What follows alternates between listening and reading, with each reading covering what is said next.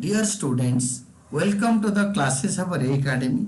We are studying double entry bookkeeping and the chapter is for standard 11 and the chapter is on accounting of goods and services tax GST.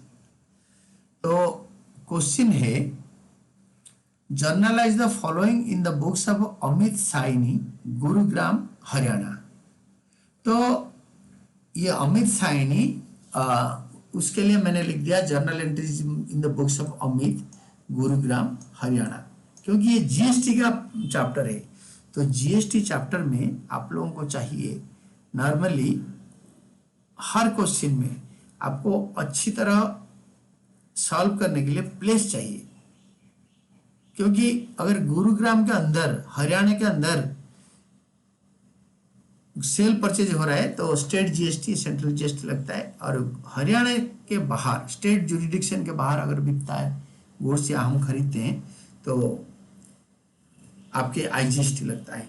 तो that's why तो generalized the following transactions. Goods of ₹5,000 out of the goods purchased with in the state were taken by him for personal use. अपने घर के use के लिए उसने goods ले लिया। यहाँ पे डेट वगैरह है नहीं, format is ready. 1 drawings account debited, क्योंकि घर का यूज के लिए पर्सनल यूज के लिए ले रहा है तो ड्रॉइंग्स अकाउंट डेबिटेड। 2 परचेजेस, क्योंकि decrease in expenditure is credited, 5,000 का गुड्स। जो जीएसटी हमने पहले डेबिट करा था अब इसको क्रेडिट कर देंगे, और इस केस में जीएसटी 6% है। तो 5,000 का 6% to input CGST to input SGST 6%, central GST state GST. क्योंकि जीएसटी जब हम पे करते हैं हमारा वो आसेट होता है, जब उसको हम रिवर्स कर देते हैं परचेजेस को अगर हम डिक्रीज कर देते हैं तो इसको रिवर्स कर देते हैं, ये डिक्रीज इन एसेट, ये है डिक्रीज इन एक्सपेंडिचर, ये दोनों decrease in asset and this is decrease in capital. तो इसका टोटलिंग आपके अमाउंट कॉलम में आएगा, that will be 5,600। Then narration होगा being goods used for domestic purpose and reversed CGST SGST at the rate of 6% each. Then second 2,000 due from Sohan were bad debt, 2,000 रुपये सोहन से मिलने वाला था, डूब गया। तो बैड डेट हमारा खर्चा है या लॉस है, तो इंक्रीज इन लॉस या एक्सपेंडिचर डेबिटेड, बढ़ गया लॉस या खर्चा बढ़ गया। 2 Sohan decrease in asset, decrease in debtor, Sohan हमारा डेटर था, पैसे देने वाला था। तो bad debt to Sohan being ₹2,000 due from Sohan became bad. Next page में third entry, goods 6,000 were destroyed by fire which were not insured, this goods were purchased from outside the state. तो loss by fire account या goods lost by fire account debited to purchases account. Goods का cost price था 6,000, outside state से खरीदा था। To input IGST account, input IGST इसका 12%, क्योंकि outside state से खरीदा था। ये दोनों को ऐड करके इसको लॉस बाय फायर में डेबिट कर दिया। तो इंक्रीज इन एक्सपेंडिचर या loss is debited and decrease in expenditure is credited and decrease in asset is credited. Then being goods uninsured destroyed by fire and reversed IGST at the rate of 12%. Then entry number 4, paid 4,000 in cash as wages on installation of machine. Paid 4,000 in cash as wages on installation of machine, GST is not to be levied. तो GST नहीं है, machine खरीदा था उसमें हमने input GST नहीं दिया था, तो देयर इज नो प्रॉब्लम। या जो वेजेस पे कर रहे हैं तो उसके ऊपर हम जीएसटी नहीं दे रहे हैं। तो machinery account debited to cash account, you can say machinery account debited to cash account, या 2 एंट्री कर दो, wages to cash, machinery to wages, ये बेस्ट एंट्री है। Increase in asset is debited, decrease in asset is credited. Being 4,000 paid for installation of the machine, machine install करवाना, उसमें कोई additional spare parts लगाना, these all will come under the head machinery. Then fourth के बाद fifth, sold goods to Arjun of Delhi of list price of 20,000, 20,000 list price है, trade discount 10%, cash discount 5% was allowed. He paid the amount on the same day and availed the cash discount. तो पैसे दे दिया अर्जुन ने, तो दिल्ली के अंदर बेचा, हरियाणा वाला दिल्ली के अंदर बेचा, तो आईजीएसटी लगेगा। तो this is cash account debited, amount बाद में देखेंगे। Discount allowed account debited, amount बाद में देखेंगे।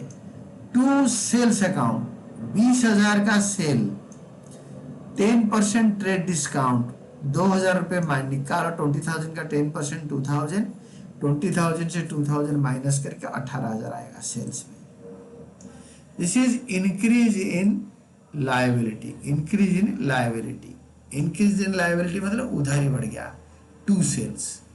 अगर उधारी हमारा बढ़ गया तो 18,000 हमारा रेवेन्यू बढ़ गया है, sales is increase in revenue, तो 18,000 हो गया।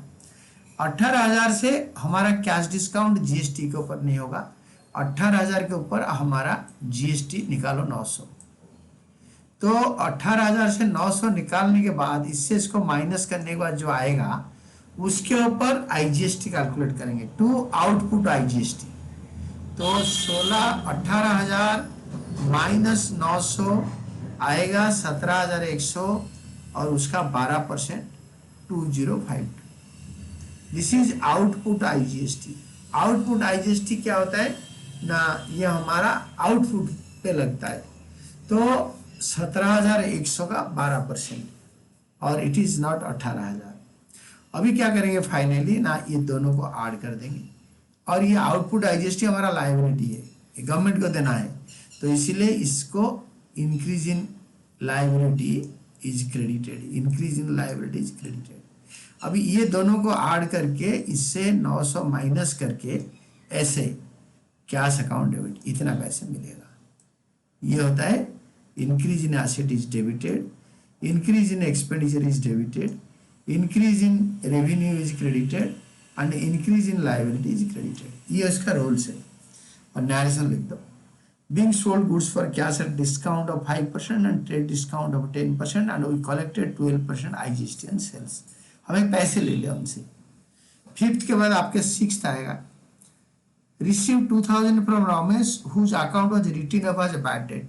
रमेश पैसे लेके भाग गया था, हमने निकाल लिया, कैश अकाउंट हमने रिसीव करा, cash account debited to bad debt recovered account.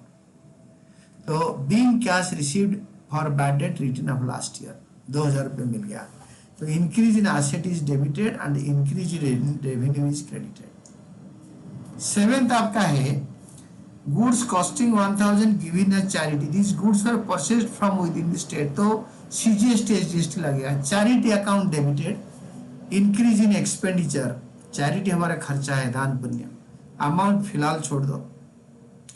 To purchases, जब दान पुण्य करते हैं उसमें प्रॉफिट नहीं लगाते, हमेशा परचेज प्राइस में जाएगा। Decrease in expenditure is credited. To input CGST to input SGST reverse कर देंगे, तो ये दोनों एसेट होगा, इनपुट सीजीएसटी एसजीएसटी रिवर्स होगा, तो ये 6% होगा 1,000 का 60 रुपये। ये तीनों को ऐड करके होगा charity account debited. Being goods given as charity reversed CGST at the rate of 6% and SGST at the rate of 6% each, दोनों में। सेवेंथ के बाद आपका एट्थ है received 9,750 from Ramesh in full settlement of his account of 10,000। Ramesh से 9,750 रुपये लिया, तो increase in asset is debited, cash account debited. हमने 250 रुपये डिस्काउंट अलाउ कर दिया, छोड़ दिया, discount allowed account debited 250, increase in expenditure is debited, क्योंकि हमारा खर्चा बढ़ गया। टू, जिस बंदे से पैसे लिया, क्रेडिट द गिवर, या रमेश हमारा डेटर था, decrease in asset is credited to Ramesh 10,000। Narration लिखो, being received cash in full settlement from Ramesh. Then ninth one, paid rent in advance, हमने एडवांस रेंट ही दिया, तो advance rent account debited to cash account. Advance rent asset है, increase in asset debited. To cash account, decrease in asset is credited. Being rent paid in advance. ये हमारा था total journal, and इसको total करो, and this is all about your answer.